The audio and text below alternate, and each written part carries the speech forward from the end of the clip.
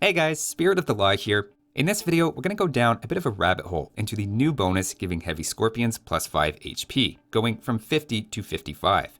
It sounds pretty innocuous, but has a couple of very important implications and quirky behavior in the game that was previously hidden. Prior to the June patch, heavy scorpions died consistently to a mangonel or bombard cannon shot, whereas as of this patch, they both survived that.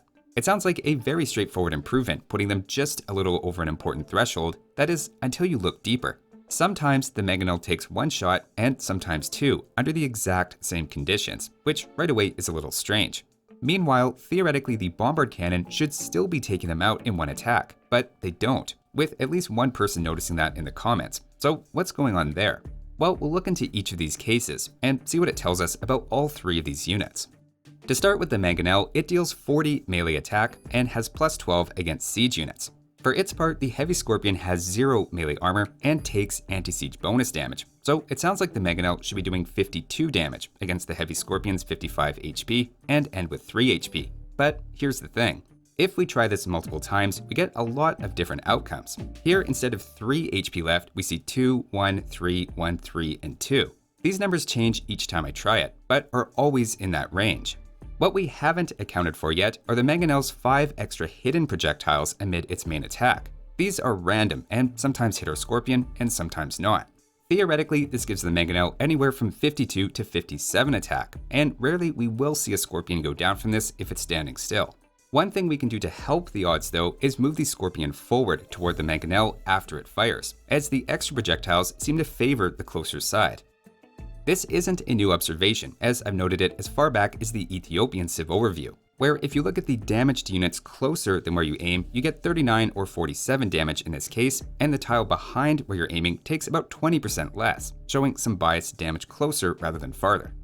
You might think we should try to get clever and attack ground, aiming behind the scorpion, but actually if we attack ground, the scorpion will always survive with exactly 3 HP.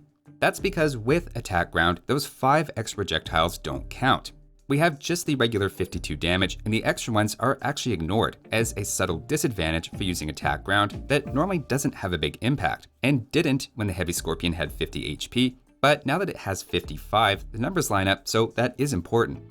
This all means if you want a chance of beating a heavy scorpion in one shot, you need to have the mangonel directly targeting the scorpion, with a near 100% chance of success if the scorpion moves slightly closer to you after the shot is fired and we get a few of those extra projectiles landing.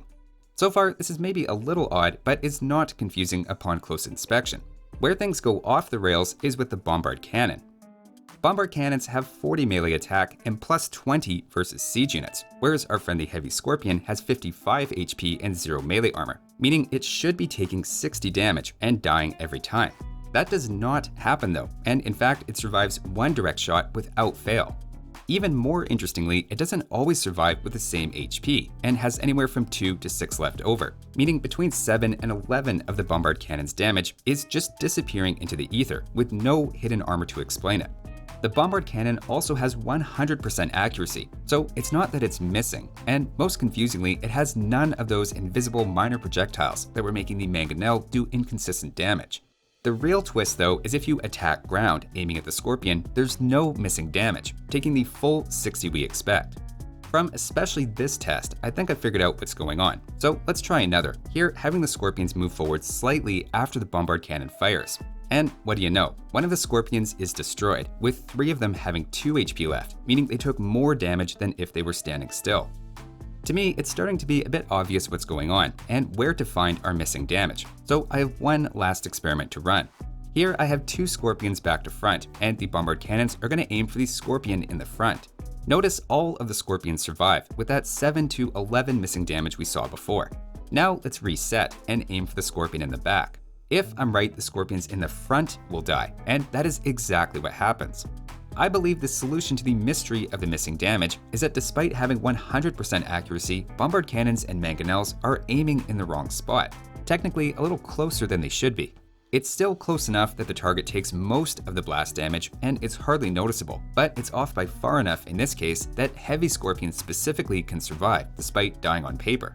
Practically speaking, what this means is the only hope a mangonel has of destroying a heavy scorpion in one attack is by targeting it directly and hoping it moves a bit closer into the line of fire and at least 3 out of its 5 extra projectiles land. In contrast, attack ground will never destroy a heavy scorpion in one attack, as even if you try to overshoot it, those projectiles aren't counted, and you don't have the base damage to take it out. On the flip side, a Bombard cannon's aim being slightly off means it won't destroy a heavy scorpion in one attack when targeting it directly, despite doing so on paper. Instead, attacking ground in the middle of the scorpion is the most likely way to do it, as left on its own, the Bombard cannon aims a bit too close. I have to admit I suspected something like this as far back as the Ethiopian overview with blast damage units, but with the recent patch it's created a situation where this has a major impact on 2 of the heavy scorpion's key counters. So that's my weird observation about AoE2 for this Monday morning.